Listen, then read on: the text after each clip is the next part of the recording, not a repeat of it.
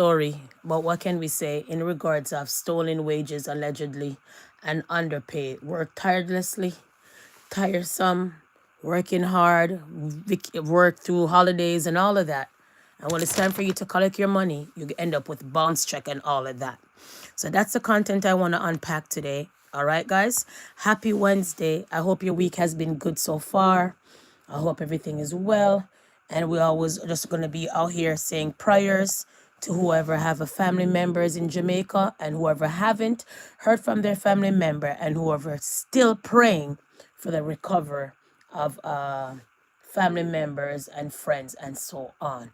Okay, guys. So back again, we want to say happy Wednesday and we want to unpack the story quick and fast. When I finish with this content, I will insert the pictures of the story and we'll move on from there. Okay, so let's unpack the story quick and fast. Bounce paycheck, wages delayed for weeks, pay below minimum wage, 17-hour shift and no days off or overtime pay.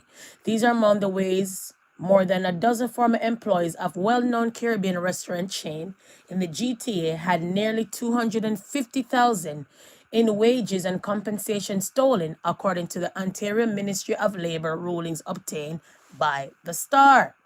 13 former employees of Sunrise Caribbean, which describes itself online as a franchise network and still operates several locations, have yet not received any of the wages they are owed. And the company has faced no penalties despite non-compliance with the ministry orders issued months ago. Now, people, from 1994, there was rumors happening that this franchisor, this restaurants allegedly owed some kind of money. It's in the papers, guys, so I'm not making up any story. Many of the workers, most of whom are refugee claimants or international students, according to labor advocates, representing them, lost their jobs after trying to get their payback. Okay, Tofik, a 55-year-old refugee from Nigeria, and Korsab Singh, a 24-year-old international student from India, were both fired after asking to be paid, according to evidence cited in the ministry findings, including text messages, statements. Both work as cashiers and cook. Rulings found that Sunrise owes Oleji more than $30,000 and Singh over $19,000 in unpaid wages and damages for reprisal as ordered by the ministry. 6 other former employees from the group also owe damages in addition to their wages. All right. The frustration, okay, guys, the frustration says Ojedi, said the guy from Africa, our money still hasn't been paid and these people are still in business as if nothing is happening. Okay. Multi-tier and multiple complex business structure like franchising and subtracting become more common. Companies like Sunrise are increasingly able to hide behind layers of corporate entitles and entities to limit their liability for their employees, while workers lacking protection often stay silent out of fear of reprisal, labor lawyers say. For all 13 former Sunrise workers' case, the Ministry of Labor issued orders to pay to 5 numbered corporation is deemed to be Sunrise operating. Okay? Kenneth McFarlane, managing director of Sunrise Franchise Corporation, said in an email to the Star that the Labor Ministry unfairly punished Sunrise for the actions of Marcus Davenport, who was operating independently from Sunrise Franchise Corporation and other companies the ministry deemed as you owe $250,000 in lost wages. McFarlane said each Sunrise location owned by a franchisee independently operated, and the franchisor does not direct or control the employment, staffing, or payroll practices of its franchisees. But whether or not it's a franchise, you still get a portion because that's your name, that's your logo, right? Right? Sunrise Caribbean does not condone any form of mistreatment or exploitation of workers, he said. Marcus Davenport did not respond to several attempts to reach out for comments. All right. This is the guy. This is one of the guy that they owe money to. 1 second. This is the guy. 55 worked so hard, bounce check, no pay. Got fired on top of it. Could you imagine? Come to a country to get a fresh start, new life and everything, and all you come is basically slavery, modern day slavery allegedly, and lost wages and bounce check. Could you imagine? Let's unpack. All right? Over the past decade, nearly 200 million in unpaid wages have been formally assessed as owed to Ontario workers, according to the Ministry of Labour. Data obtained by Workers Action Centre through Freedom of Information requests. But say the true amount is likely far higher. Many workers never come forward, and complex corporate structures shift the burden of wage recovery to employees amid declining expectations and inspections and enforcement. The available ministry data is probably across underestimate of the amount of wages that have been stolen from workers in the past decade. All right. So Sunrise, while Sunrise continues to operate, Bernard said, we know of several more workers who were owed wages by Sunrise, but were too afraid to file employment standard complaints. These workers have approached the Workers Action Center, she said.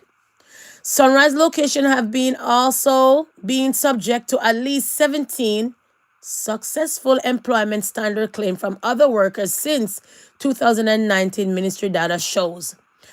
Neither Sunrise nor the Labour Ministry would comment on how much money was found owing to those workers or how much of the money has been recouped on behalf of claimants.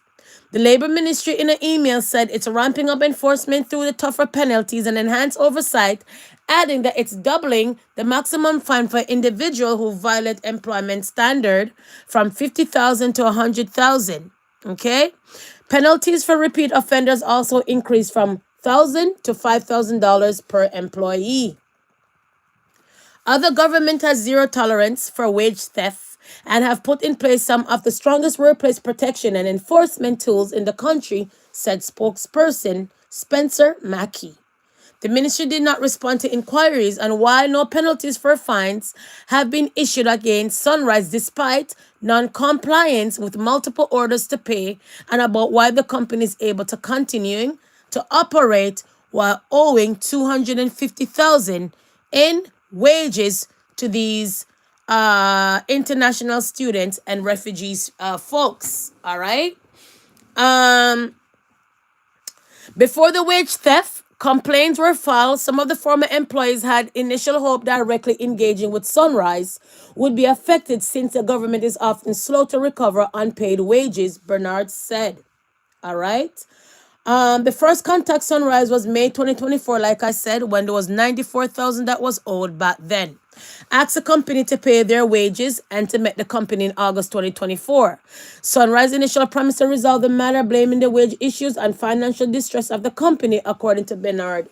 However, company stopped communicating with the workers shortly after the Star previously reported that that money was basically owed. Okay, guys. Yada yada yada, winding down.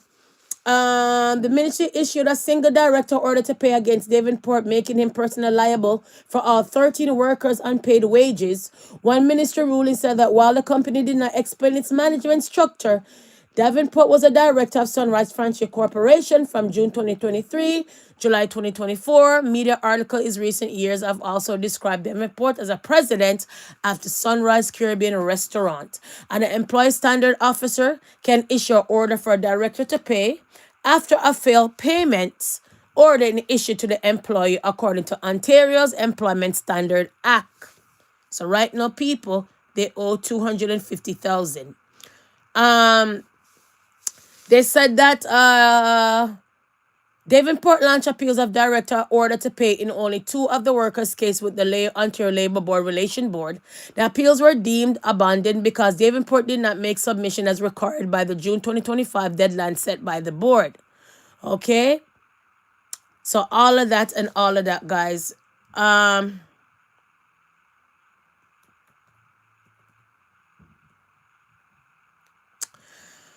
One former Sunrise worker, Gorman Bra, is owed more than $19,000 by the company. The minister ruling found that the Sunrise failed to pay him minimum wage, overtime, and provide adequate rest period during this year of employment.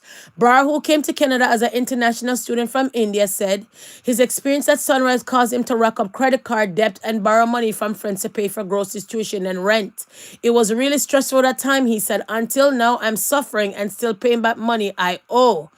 A 2024 survey conducted by Workers Action Center of 513 low wages workers, all right, many with immigration status, found that over 20% of respondents said wages theft forced them in debt, and more than 26% said they had to borrow money. So right now, Sunrise Restaurant, it don't look good at all. Oh. It don't look good at all. Oh. Guys, it don't look good at all, at all, at all. All right? So I had to come and shed that light, guys, on this story. Quite so. In the past, in 2024, like I said, there was other money owing. Remember, Sunrise, a restaurant, started out what there was a founder of from 1995, and they had several several or more than several business around the GTA, franchisees and all of that running wild and carrying on with the restaurant. Okay, so somebody say this is the downfall of Sunrise Restaurant and all. I don't like Sunrise. Okay, Of the number one Jamaican restaurant from the West. People will travel from downtown Mississauga, Brampton, Durham, just to come to Galloway to try Sunrise. Now, my mom told me that back then, like I said, nobody could speak to Sunrise. It was a very small location, but the line, the way it was full, it was so affordable. The food was just so good. She said she used to just buy rice. And, you know, like, because of the success and the one location was so small and all those people, they had to wind up opening, they franchised out the location. So they had about 25 all over the GTA. And in 2004, they actually opened up the first drive-thru for a Jamaican or Caribbean restaurant in all of North America. They were the first. So Sunrise was out here breaking records. Nobody couldn't speak to Sunrise, bro. Sunrise was just, it was the top of the top when it came to Jamaican food in Toronto. I'm sure there was probably other couple places in the West that, you know, said they were better, but Sunrise had the hype. But because of them opening up so much locations, because of them expanding, I don't want to say so fast, but because the quality went down. The quality went down, and that's where the downfall came in. Because when it went down, it went down. One thing that people were really complaining about was the quality of the food. The food did not taste like it did once. And we came to find out that they were getting their food from factory. you're Food there. was not being made inside of the store anymore. And you can't count me 100%. But I've had some people send me pictures because, bro, I'm going to get into that soon. Well, me and Sunrise had our own little thing. And the people that worked at Sunrise used to send me picture all the while. And tell me, yo, the food don't cook in the store. The curry goat come in bags. The hot tail come in bags and You're boil the there. bag and pour it out into trees after Allegedly, don't so mix the me. food was not authentic Jamaican food. It was not being cooked like a restaurant no more. It was being cooked. It was being served like a McDonald's almost. It turned You're into like there. McDonald's with Jamaica food, and that pissed people off. Supposedly, the factory is somewhere around Midland. You know, like that industrial area. Like I'm not sure on Midland where, like what intersection. But I heard that it's around the Midland area in that industrial area. That's where the Sunrise factory is. That So let's move on about people complaining about the food, and okay? that shows that there was completely gross. Like nobody was fucking with Sunrise now, because you can't imagine if you go into a restaurant and see how it looks. You're not. No, Like, why am sir. I fighting for my life to pull apart this dumpling? And I called them earlier that day to ask them if they made everything fresh, and this is what the lady said. Yes, we cook fresh every day. You're there. You cook fresh every day with your plantain look like plantain chips. Look at that. What is that? The fact that someone saw this and still put it in a bag and sold it to me is insane. I You're spent there. $40 on this entire meal and nothing was edible. And yet, the lady still sat there and said, Yes, we cook fresh every day. the coleslaw smelled like open booty cheeks. That's the oxtail meal. The butter beans were straight out of the can, undercooked. It wasn't cooked at all, actually. And it was quite literally impossible for me to even try to consume the oxtail the way it was tough. What is this rubbery thing? What is all this rubber? What is all this? As a Caribbean person, I cannot stand for this shit. Like, imagine somebody goes into Sunrise thinking they're getting authentic Jamaican food, and this is what they're served. I'm actually pissed. The oxtail was talking back to me. Yes, we cook fresh every day. John I still can't Star. believe this dumpling. First off, fuck Sunrise. I hate Sunrise. I don't like Sunrise. I've been seeing people complain about Sunrise, but let me tell you something. I've had problems with Sunrise for almost 6 to 7 years. And let me tell you why. One day I went into Sunrise, tried to order some food. The woman gave me some attitude, right? Fine. It's a little bit of attitude. It ain't that serious. I'm thinking she's having a bad day, but I was like, all right, whatever. I can understand. It's a long day. Let me just order my food. But there was more blatant disrespect. Let me tell you about Sunrise. Cha. Employees, you guys act like you guys are the customers. I don't respect that. I don't like that. And your food is not even hitting anymore. As soon as you guys became a franchise, it's like you guys stopped giving a fuck about your loyal customers. Or in fact, your authentic ethnic customers. But don't worry, it's okay. You guys can stay elite over there. There's Ralph, there's Superlicious, there's Main Shaw's. Main Shaw's has been killing the game for so long with the $5 meals. And we cannot forget about Twice as Nice in Scarborough. So let me tell you something, Sunrise. You guys can keep acting like we need you, keep acting like if you're entitled, but guess what? We have options. We don't need you. I can cook better barbecue chicken than you guys anyways. Alright, so you guys just see Okay. videos. Now I want to go into So that's what's happening on top of happening, guys. Okay. So right now, Sunrise seems like it's hitting the bottom, allegedly. Sunrise owed $250,000 in lost wages, modern day slavery, underpay, bounce check, yada yada you. No penalties, still didn't pay the people. Some people still owe debt to others. People are still suffering out here and still never got no money. 250,000 in lost wages. Nevertheless, let's talk about it and let's look at it from a business point of view. Is it possible that Sunrise, because they have over 25 restaurant, is it possible that they're struggling like a lot of black businesses out here? And is it possible that they got the loans from the government in the pandemic and still have to struggle now to pay that money, although they never really see that much revenue because of the pandemic and recovering from the pandemic? Imagine that you have a restaurant and then it closed through the pandemic and you still have to pay that rent. Still gotta pay the other bills that are attached to that restaurant. So can you sustain? So is it possible like a lot of few black businesses that are struggling never got the loan from the government when it came to the pandemic, or got the loan and struggling to pay it back with that interest, or is just a business nowadays days struggling? Or should the whole corporation go down in this $250,000 lost wages, or it should be the franchisee? Let me know in the comment section if you feel that these people should get their money, or if you don't feel that they should get no money, or you feel like the business is at fault. Okay, guys, so this is all allegedly. There's two sides to the story. Let's hope we could hear Sunrise story one of these days. All right, people, so that's what I had to come and talk about. Okay, from there guys, from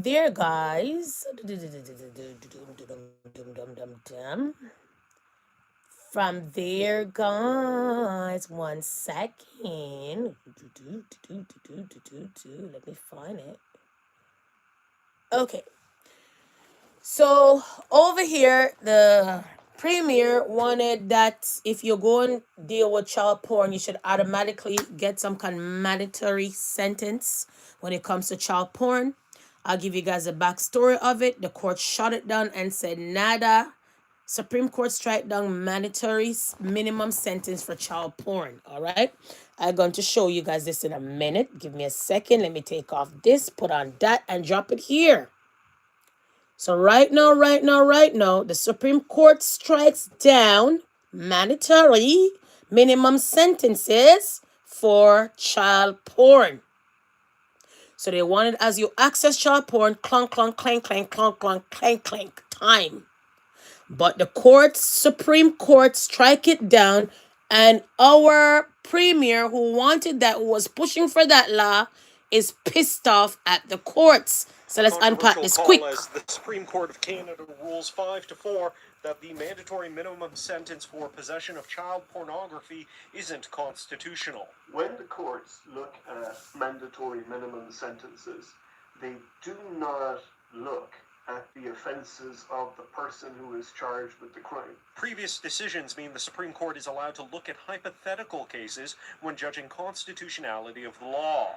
In this case, justices considered the possibility of an 18-year-old receiving explicit images from another 18-year-old of that second person's 17-year-old girlfriend. That first 18-year-old didn't ask for the image, but now possesses child pornography. If there is a reasonably foreseeable scenario in which someone could be prosecuted and charged and sentenced under the same provision, if there's a reasonable possibility of that, then the sentence as a whole is unconstitutional. Law professor Paul Daly notes the disagreement among Supreme Court justices isn't about using hypotheticals. It's about if that hypothetical case of the 18-year-old is relevant to what's being judged. The 4 dissenting justices wrote that they believe case law says hypothetical scenarios should not be remote, that the case of the 18-year-old isn't one that should apply in the case being judged. The majority justices disagreed, writing their colleagues are focusing on the word remote and not looking at how likely that case is. If it could foreseeably be imposed on someone who it shouldn't be imposed on, then other people get the benefit of that conclusion. The Canadian Civil Liberties Association intervened in this case to argue. So from there, guys, basically, the premier is really mad, and the premier is like, what the hell? How can that be?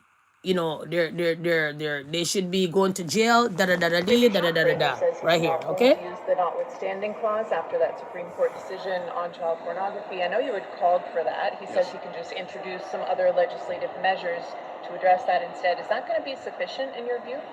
Well, let me explain it to the people. This is absolutely disgusting what the courts have decided. So anyone that goes out and has child pornography, there should be a mandatory sentence. The court shot it down.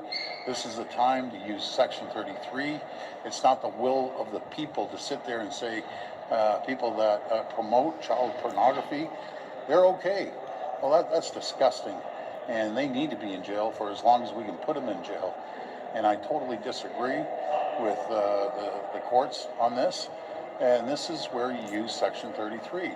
When the courts go offside, not speaking of the will of the people, and we need to make sure that these people that are pushing child pornography, it's disgusting, most disgusting behavior. However, they need to be in jail, and they could rot in there all the rest of their life as far as I'm concerned. Okay. So do you agree? Yes or no? Leave it in the comment section. We're here to agree and disagree. You understand? All of that and one nutshell. Now from there, guys, I know you guys believe in bearing arms. I know a lot of people like, oh, I have a gun license, so it's my right to bear arm. Well, yes, it's a lot of people rights to bear arm. But what do I always say to you guys? Quite a while now, quite a bat now, is there's rules on the land for everyone. At times the rule differs when it comes to some other people.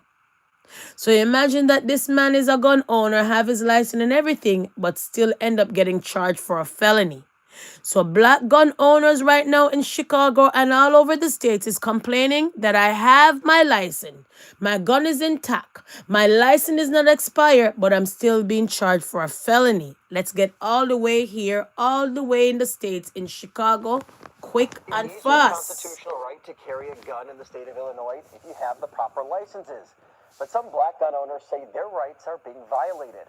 CBS News Chicago investigator Dorothy Tucker uncovered several cases where they were stopped by police and charged with felonies, despite having everything in order, leaving them to pick up the pieces of their lives. We did something that's never been done before, watermelon cheesecake. A cheesecake tasting in the south suburbs. Louis McWilliams's dream is to grow his business. It's going to blow you away. I like it. All was good. Oh my God, it's so good. I told you. This is like a Jolly Rancher. Until this. Right now, this is the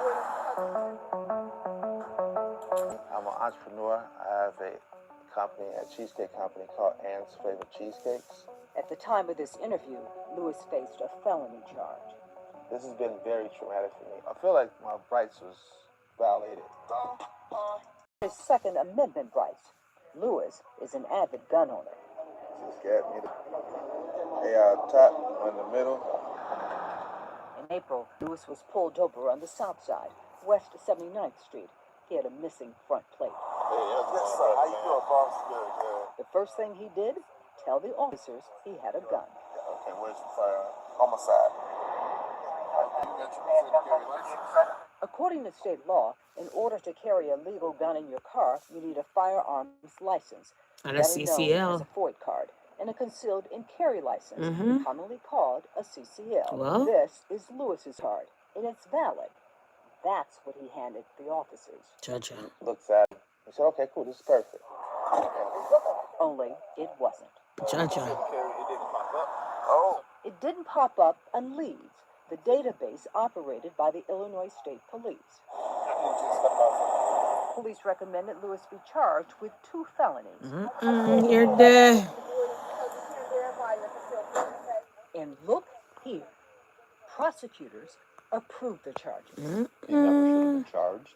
Irv Miller is a former prosecutor, once in charge of reviewing police cases. He showed them a valid CCL card. Not only did they see it, they actually took possession of it and inventoried it. I haven't got the It's right there in CPD's inventory sheet. So why was Lewis arrested? That's a question we wanted to ask Superintendent Larry Snelling, but he declined an interview. Judge. So we reached out to state police because anytime an officer pulls over a driver who has a gun, the first thing they do is check the state's database to see if that driver has a valid FOID and CCL. Oh, okay. So here's the question we asked the state. If a driver like Lewis actually hands the police a valid CCL, but the officers don't see the information in the state's database, what should they do? The state replied, the officers should not take any law enforcement action as it relates to a potential FOID CCL. That's what Lewis expected, and what he was told later as he stood in a jail cell. Just comes back clean. Yeah, then they just let you go, apologize, and let you go about your day. That's not what happened. Lewis spent 24 traumatic hours behind bars. It's horrible. There were roaches falling from the ceiling. All of this was illegal. So do I need to drag this out at all? I don't. I don't need to drag this out. So now you know. So be mindful to know that all when you hand over the CCL card, just prepare possible you will end up being locked up because that is not in the system. So yes, everybody, yes, you have a right to bear arm, but when you have the right to bear arm and you have your CCL ID on you for your gun or your gun license, rather, then make sure that stuff is in the system. Because if it's not in the system, black gun owners in Chicago and in few other states or over in the states are saying that they're being charged with felonies, although they have their gun card CCL. Okay, guys? So I had to come and talk about that in one nutshell. Okay, let's move on to some other things that I want to talk about. All right. We know that a lot of people are praying for their family, and everyone in the Caribbean is praying for their loved one to seek refuge, find comfort, pull together, and build back together. Okay, so our hearts and prayers goes out to your loved one.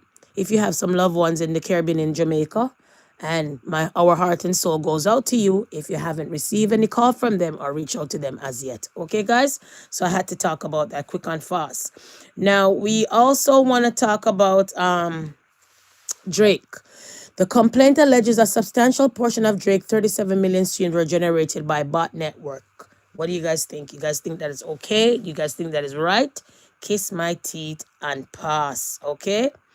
Then we also want to talk about ASAP Rocky, 11 million New York Congolese below uninhabitable habitable lawsuit, because basically they're saying the water and everything wet up the whole damn place, and the person underneath the condo or underneath his unit is pissed off, and there's a big lawsuit right now going on to ASAP Rocky for his condo leaving the tenant, okay, not livable. All right, all of that in one nutshell. Okay, let's continue moving on. We want to talk about this here. St. James Police Corporal, she was found unresponsive at her home in Brooks Close, Granville. St. James has been confirmed dead. You know what I mean? Could you imagine that a lot of these officers nowadays days are finding, they claim they're being killed or just found unresponsive. We don't know. We're not sure. We don't know why. All right. Moving on. We also want to talk about Shalani. Usain Bolt, actually, you know, Usain Bolt, executive manager of Usain Bolt, is down on the ground, chopping out some bush, cleaning up some yard, cleaning up some tree, cleaning up some road, and helping out while they can. Okay, so it's a good look. It's a good look. It's a good look. All right. Else we also want to talk about this. Two teams from Jamaica, Constable Force, Constable Force, biggest constable. Look at the Constable Force right there. JCF are set to represent the nation at the Elite SWAT Roundup International Competition in Orlando, Florida from November 2nd to 7th, demonstrating resilience and their skills. So relentlessly, and they're relentless, and their resolve in the face of adversity and delegation. So let's hope that they won somehow of whatever they went there to do, the competition. Okay, guys. Moving on. What else we want to talk about? And stuff like that. We also want to talk about this. Jeezy make history with the Guinness World Record title for the largest orchestra for a hip hop concert. Okay, so right now he has it right there, and 101 member orchestra of during the second show of his Las Vegas residency, and all of that people, and he got that right there. He made history with a Guinness World Record. Okay, guys. So I had to talk about all of that. All right. What else I need to speak about? I think that's enough. That's it. And we also want to talk about Lady Sa. Marion Hall opens her 9-bedroom home to single mothers displaced by Hurricane Melissa. So we had to come and shout out Lady Sa and all of that in one nutshell. Okay, guys. What else I need to speak about? Let's see what else I need to speak about, guys.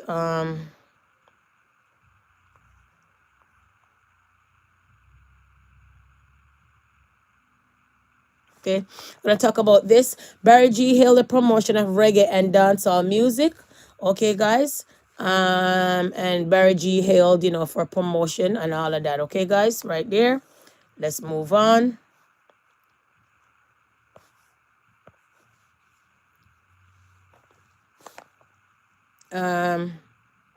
Right here. Last grave of daughter of black abolitionist. Okay. I'm just joking, people. So the last grave of a daughter. Okay.